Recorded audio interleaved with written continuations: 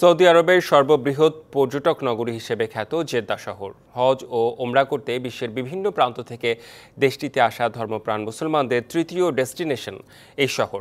Jeddah প্রতিনিধি AR Noman জানান, শহরটিতে রয়েছে লোহিত সাগর। এই সাগর এক নজরে দেখার জন্য হাজিরা ছুটে আসে মক্কা এবং মদিনা থেকে। এবারের হজে তীব্র গরমের কারণে জেদ্দায় এসে স্বস্তির নিঃশ্বাস ফেলেছেন অনেক হাজি। সপরিবারে হজ পালন শেষে জেদ্দা লোহিত সাগরের পাড়ে জড়ো হন তারা। সেখানে স্পিড বোটে করে ঘুরে বেড়ান সমুদ্রে। এছাড়া জেদ্দার আবহাওয়া অনেকটা শীতল হওয়ায় তারা কিছুটা স্বস্তি বোধ করেন।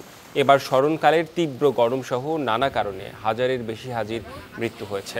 মক্কা ও মদিনায় তাপপ্রবাহে ওষ্ঠাগত হয়ে ওঠে হাজিদের প্রাণ, সেজন্য জেদ্দা ভ্রমণ করেন অনেকেই। এদিকে এরই মধ্যে শুক্রবার থেকে ফিরতি ফ্লাইটে দেশে ফিরতে শুরু করেছেন বাংলাদেশের হাজিরা।